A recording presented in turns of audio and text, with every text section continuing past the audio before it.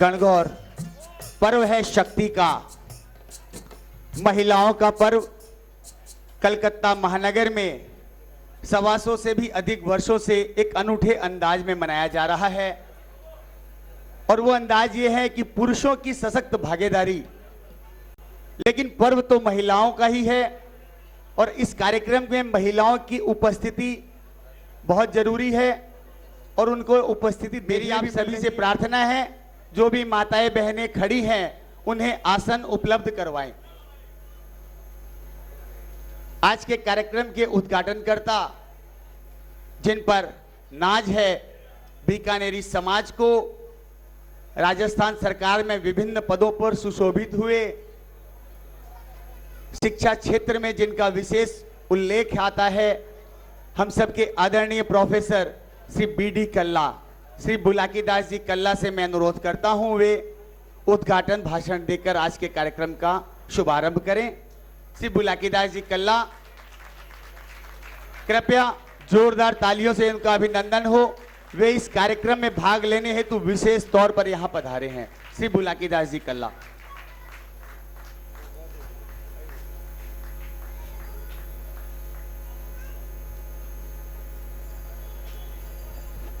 मंचस्थ आज के समारोह के अध्यक्ष सम्मानीय श्री मोहनलाल जी व्यास साहब, स्वागताध्यक्ष सम्मानीय श्री प्रेम रतन जी छंगाणी जी, हमारी बहन और पूर्व विधायिका, राजस्थान प्रदेश महिला कांग्रेस कमेटी की पूर्व अध्यक्षा सम्मानीय ममता जी शर्मा,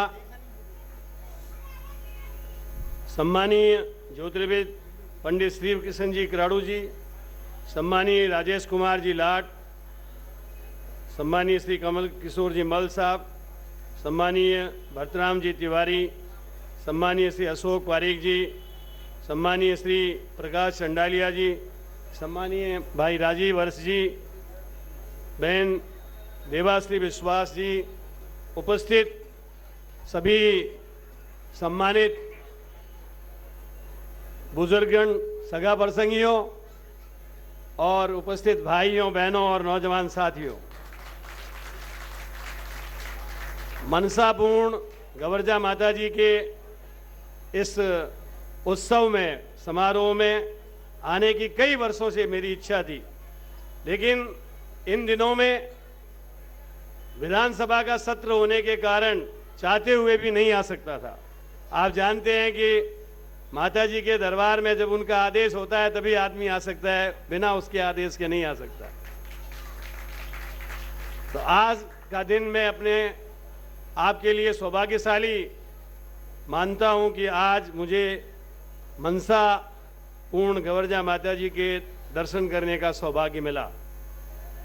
मैं बीकानेर में और कलकत्ते में कई लोगों से मैंने पूछा कि ये गवर्जा माता जी का उत्सव और मेला क्यों आयोजित किया जाता है, तो बहुत से लोगों ने ये कहा कि कुंवारी कन्याओं को अच्छा वर मिले और जो शादीशुदा महिलाएं हैं उनका सुहाग अमर रहे, उनका दाम्पत्य जीवन सुखमय हो, इसके लिए ये त्यौहार मनाते हैं। ये अपने आप में सही बात है, लेकिन इसको मनाने के पीछे कारण क्या है ये किसी ने नहीं बताया। मैंने बीकानेर के कई पंडितों से, कई जानकार लोगों से, कई लोगों से इसके बारे में बात की। उन्होंने मुझे ये बताया कि शिव पुराण में, मत्स्य पुराण में और भविष्य पुराण में इसका उल्लेख आता है और उसमें संक्षिप्त में आपको ये बताना चाहता हूं कि उसमें ये कथा आती है कि गौरी माता जो भगवान शंकर जी की पत्नी थी, दक्ष राजा की पुत्री थी। एक बार राजा दक्ष ने यज्ञ किया, उसमें गौरी जी को छोड़कर सब बेटियों को और सभी दामादों को बुलाया, भगवान शंकर जी को और उनको गौरी जी को नहीं बुलाया। जब भगवती गौरी जी को यह पता लगा कि मेरे पिता यज्ञ कर रहे हैं और मेरे को निमंत्रित नहीं किया है, तो अभी मुझे जाना चाहिए क्योंकि पिताजी यज्ञ कर रहे हैं। भगवान शंकर जी से पूछा, शंकर जी ने कहा बिना बुलाए पियर में भी नहीं जाना चाहिए, लेकिन फिर भी वो जिद करके गई तो भगवान शंकर जी ने अपने गणों के साथ उनको वहां भेज दिया। और भेजने के बाद वहां उन्होंने जाकर देखा कि सारे देवताओं का स्थान है, भगवान शंकर जी का वहां कोई स्थान नहीं है। इससे वो कुपित होकर यज्ञ कुंड में कूद पड़ी और सती बन गई। उसके बाद वो अगले जन्म में हिमाचल राजा के यहाँ पुत्री के रूप में पार्वती के नाम से विख्यात हुई। पार्वती माता जी ने बहुत कड़ी तपस्या की भगवान शंकर जी को प्राप्त करने के लिए, और उसमें ऐसा उल्लेख आता है कि उन्होंने षोडश मातृका का पूजन किया। वो षोडश मातृकाएं हैं गौरी, पद्मा, सती, मेधा, सावित्री, विजया, जया, देवसेना, स्वधा, स्वाहा, मात्र, लोक मात्र, दृष्टि, पुष्टि, तुष्टि, कुल देवी और गणेश। ये षोडश मातृकाएं बताई गई है। इनका पूजन उन्होंने बर्फ में इतने इतने तक अपने को ढककर और किया। कभी अग्नि के पास बैठकर तपस्या की और बिना सर्दी गर्मी की परवाह किए हुए बहुत लंबे समय तक उन्होंने भगवान शंकर को प्राप्त करने के लिए पूजा की। उसके बाद सप्त ऋषि वहाँ आए उनकी परीक्षा लेने के लिए, भगवान शंकर जी ने भेजा। फिर भगवान शंकर जी भेष बदल कर गए और उन्होंने स्वयं जाकर ये परीक्षा की कि भगवती पार्वती जो हैं वो भगवान शंकर जी को ही वर के रूप में चाहती है या और किसी को चाहती हैं। लेकिन उनकी तपस्या से प्रसन्न होकर और देखा ये शंकर जी के अलावा और कोई वर नहीं चाहती, तब भगवान शंकर जी ने उनका वरण किया और भगवान शंकर जी और पार्वती जी की जोड़ी विख्यात हुई।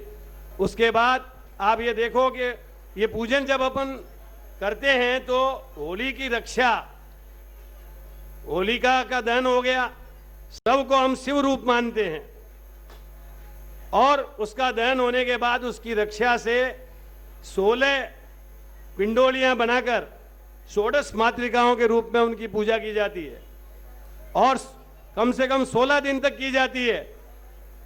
और उनकी पूजा का यदि आप वर्णन देखें तो हमारे वेदों का भाष्य और वेदों का सार मारवाड़ी भाषा में आपको मिलता है।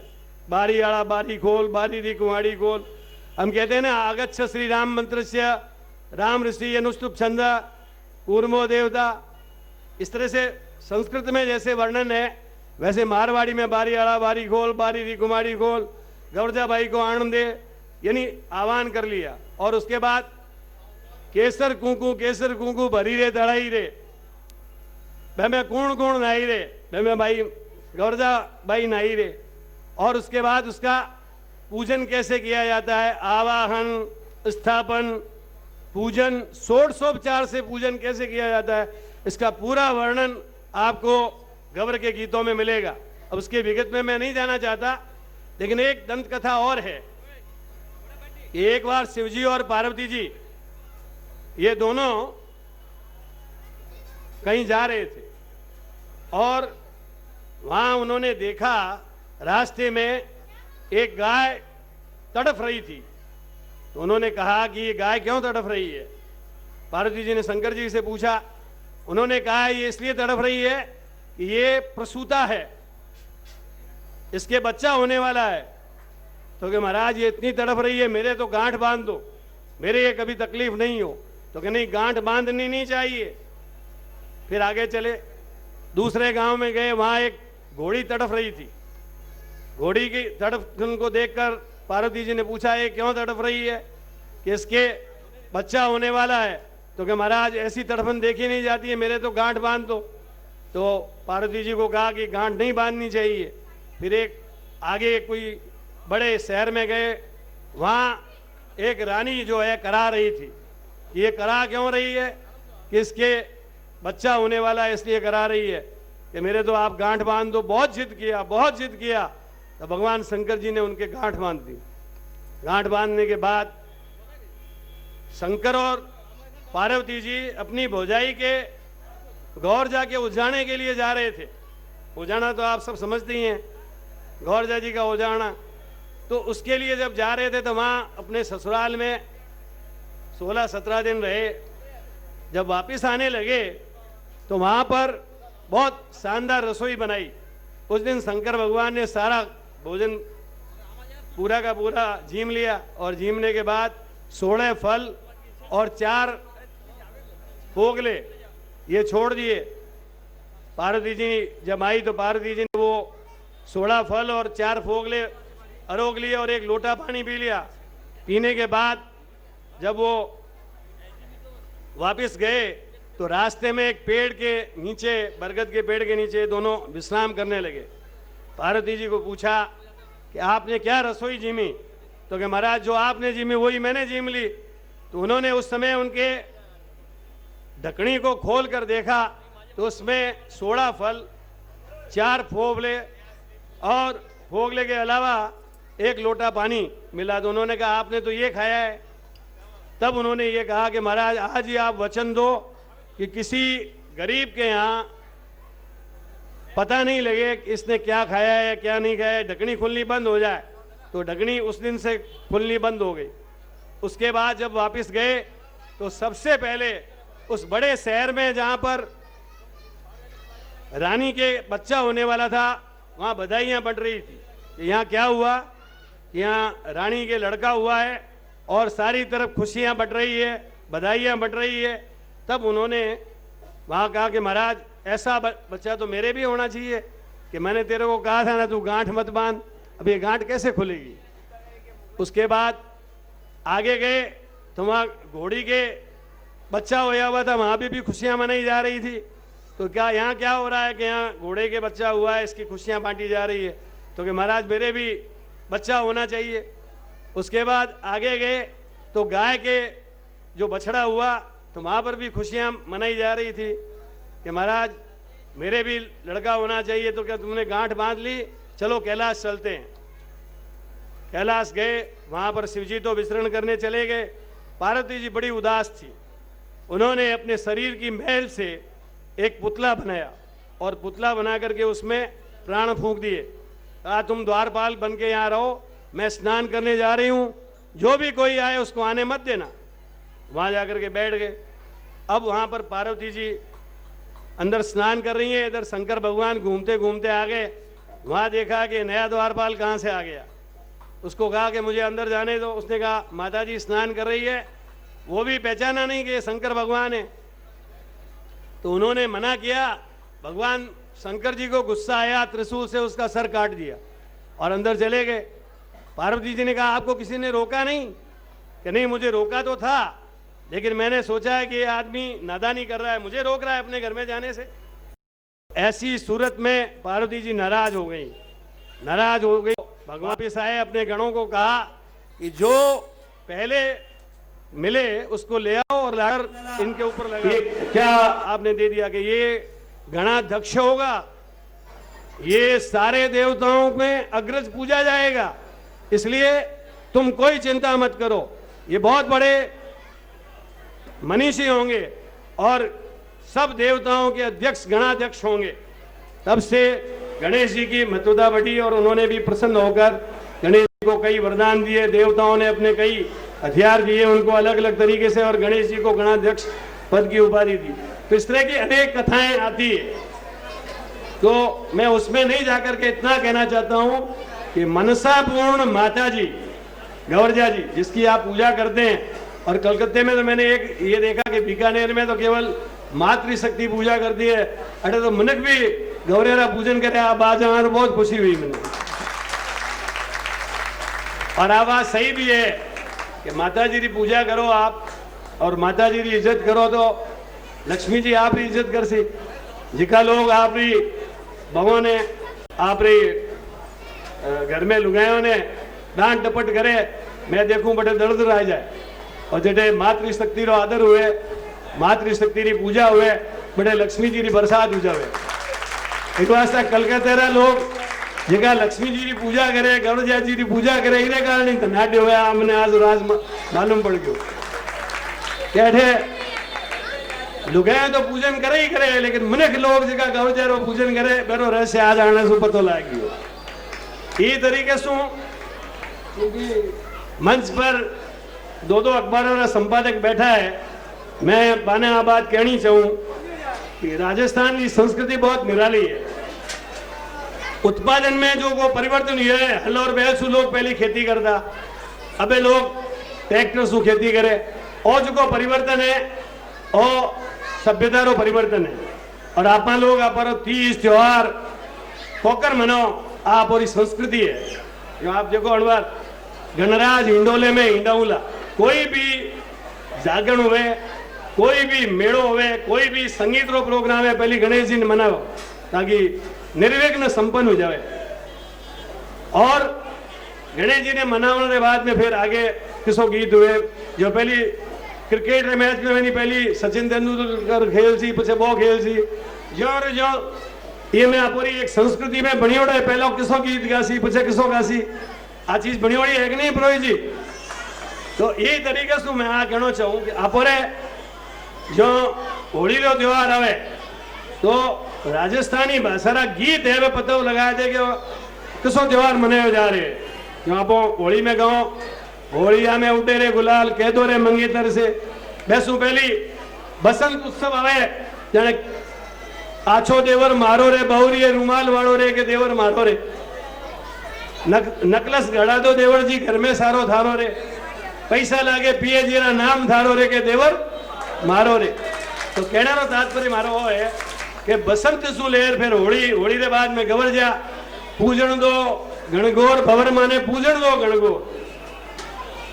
और ये तरीके से और पूजन जो हुए त्रिकाल हुए, सवेरे सवेरे तो दूब रो, जवानो रो और पिंडोले रो षोडश मातृका रे रूप में पूजन करे। मेरे बाद में दोपहर में कुएं में थे जावे और जार दोपहर और मध्यान्ह काल रो पूजन करे। और जगह गीत है मैं समझू कि इतना अनूठा है, सोरेंग लो मोरेंग लो बास हो जी, हमें बास ही हो, और मैं थे तो ब्रह्मा जी हो, थे विष्णु जी हो, थे महादेव जी हो, अलग अलग देवी देवताओं का वर्णन है। और पूजा का एक जो प्रकार है वो राजस्थानी भाषा में एक अनूठा है। उसके बाद जब शाम का वक्त होता है तो औरतें मिल बैठकर गीत गाती हैं, वो सायंकाल का पूजन माना जाता है, त्रिकाल पूजन होता है। और उसके बाद जब घुड़ले का त्योहार आता है तो घुड़लो घूमे छे जी घूमे छे, मारो तेल बड़े घी गाड़ घुड़लो घूमे छे, पता लग जाता है घुड़ले का त्योहार आ गया। यही तरीके से जब अखा दी जाती है तो अखा दीजड़ो तेल खींचड़ो खावे मग्गो मूदड़ो। तो ये हमारे जो त्योहार है उससे पता लगता है कि गीत से त्योहार का मेल है। मेरे बाद में चौमासो लाग जाए तो है मगरेरा खेत, खेत में चांदी जड़ी रेत, रेत में सोनो निपजे रे। और हमारे जो ख्याल है भारतवाड़ में और अलग अलग जगहों पे चौमासे गाए जाते हैं, उसमें पूरी ऋतु का वर्णन होता है। रुत बरसे सुरंगी रुत बरसे, संभालो कसी कुमाड़ा हाथ में रुत बरसे। तो जो राजस्थानी भाषा रो मिठास है वो मिठास दूसरी भाषा में नहीं है। मैं राजीव जी और चंडालिया जी ने आप बतानी चाहूँ कि राम नाम रो एक व्यक्ति है। मैंने आपको कह दो राम एक अच्छा लड़का है, अंग्रेजी में कह दो Ram is a good boy, लेकिन मारवाड़ी में आपको कह दो अरे रोमा अठे आ दो, अरे राम लिया पानी भर रहा, राम सा आज फुटबॉल खेलने चाले गोरी, ये हमारा राम जी है। यानी एक व्यक्ति को रामू, रामूड़ा, राम सा, राम लिया, रामा, पता नहीं किस किस भाषा में, संसार में कोई ऐसी भाषा नहीं है जैसी राजस्थानी भाषा है जो फर्स्ट पर्सन को अपने संबंधों के आधार पर पुकारती है। अपने संबंधों के आधार पर पुकारने वाली विश्व में कोई भाषा है तो वो राजस्थानी भाषा है। इसलिए राजस्थानी भाषा में गौर जाके पूजन का षोडशोपचार जो पूजन है वो आपको हमारे गीतों में मिलेगा। मैं आपका वक्त ज्यादा नहीं लेना चाहता, लेकिन ये बात जरूर कहना चाहता हूं कि अपना जो गीत है, संगीत है, बहुत मीठा है। आछो बोलो रे पपैया तेरे बोलन की ऋतु आई रे। और किन किन गीतों का वर्णन करूं, एक एक गीत निराला है, अनूठा है, और उस गीत में एक रस भरा हुआ है। जब अल्लाह जिलाई बाई को मैं एक बार राजस्थान का पर्यटन मंत्री था और नरीमन पॉइंट पे लेकर गया, वहां के गवर्नर लतीफ साहब आधे घंटे के लिए आए, 300 आर्टिस्ट थे मेरे साथ। वहां उन्होंने जब प्रोग्राम शुरू किया तो लतीफ साहब ने कहा ऐसा प्रोग्राम मैंने अपनी जिंदगी में नहीं देखा। सारे प्रोग्राम निरस्त करके 3.5 घंटे तक हमारे साथ रहे। और अल्लाह जिलाई बाई जो बीकानेर की थी, उन्होंने जब गाया केसरिया बालम आओ नी पधारो हमारे देश, इस गीत को लता मंगेशकर ने गाया।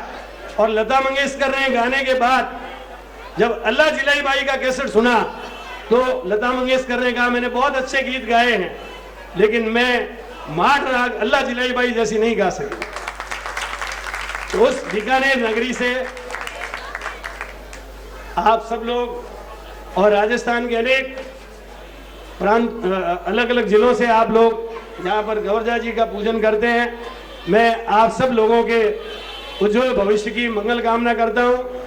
कुंवारी बहनों को अच्छा वर मिले और जो सुहागन है उनका सुहाग अखंड रहे और दिन दूनी रात चौगुनी प्रगति आप करें। इन शब्दों के साथ सर्वे भवन्तु सुखिना, सर्वे सन्तु निरामया, सर्वे भद्राणि पश्यन्तु, मां कश्चित् दुर्भाग् भवेत्। आप सबका मंगल हो, आप सब निरोग रहें और सब दिन दूनी रात चौगुनी तरक्की करते हुए मनसापूर्ण, गौरजा जी का मतलब आपके मन की इच्छा है उसको पूर्ण करने वाली मनसा माता।